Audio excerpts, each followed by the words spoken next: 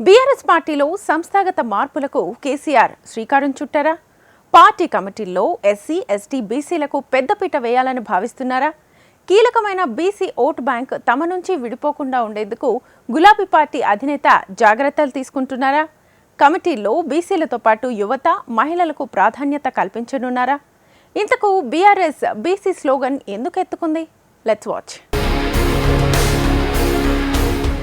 గులాబీ పార్టీలోని కీలక పదవుల్లో మార్పులు చేర్పులకు పార్టీ శ్రీకారం చుట్టింది. బీఆర్ఎస్ పార్టీలో సంస్థాగత మార్పులకు కేసీఆర్ అడుగులు వేస్తున్నారు.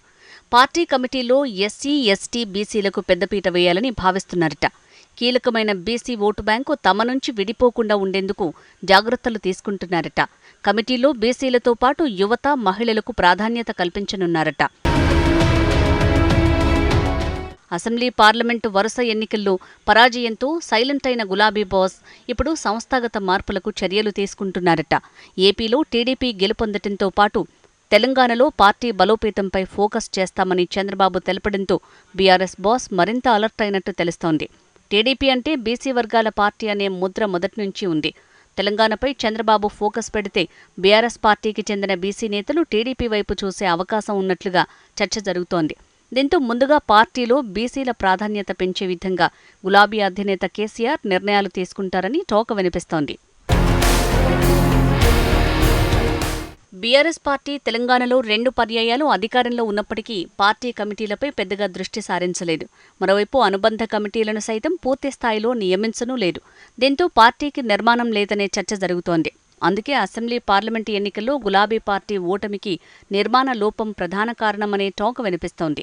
అయితే బీఆర్ఎస్ పార్టీకి బీసీ వర్గాలు మద్దతుగా నిలవడంతోనే ఆ పార్టీకి 39 అసెంబ్లీ స్థానాలు వచ్చాయనే చర్చ జరుగుతోంది.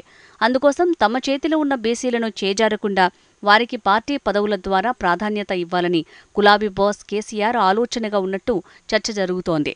బీసీలతో పాటు ఎస్సీ, ఎస్టీలకు పార్టీ కమిటీల్లో ఛాన్స్ ఇచ్చేలా కసరత్తులు చేస్తున్నారట.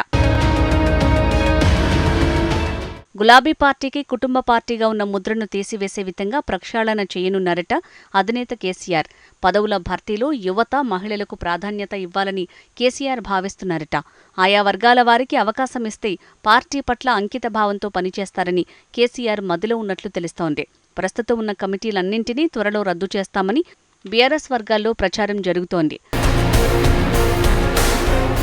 ప్రధాన ప్రతిపక్ష పార్టీగా ప్రజల్లోకి వెళ్లాలంటే పార్టీ అనుబంధ విభాగాలైన విద్యార్థి విభాగం, యువజన విభాగం, మహిళా విభాగం, రైతు విభాగంతో పాటు బీసీ, ఎస్సీ, ఎస్టీ, మైనారిటీ విభాగాలకు కొత్త కమిటీలను నియమిస్తే పార్టీ బలోపేతమవుతుందని గులాబీ అధిష్టానం భావిస్తోందట. పార్టీలో పవర్ను బ్యాలెన్స్ చేయటానికి కీలక పదవులను ఆయా సామాజిక వర్గ నేతలకు ఇవ్వాలని కేసీఆర్ ఆలోచిస్తున్నట్టు టాక్ వినిపిస్తోంది.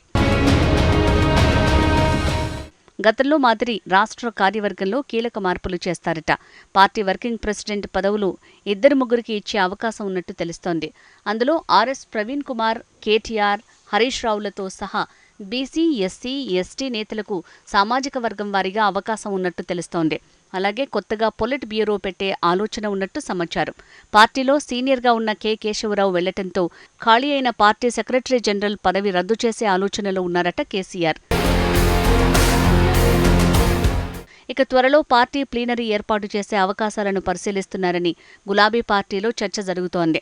ఆలోపు పార్టీ అంతర్గత పక్షాలను పూర్తి చేసి కొత్త కమిటీలు ప్రకటిస్తారట. కొంతకాలం పార్టీ అంతర్గత వ్యవహారాలు, నిర్మాణంపై పెద్దగా దృష్టి పెట్టని కేసీఆర్ ఇప్పుడు పూర్తిగా ఫోకస్ పెంచారని అంటున్నారు పార్టీ నేతలు.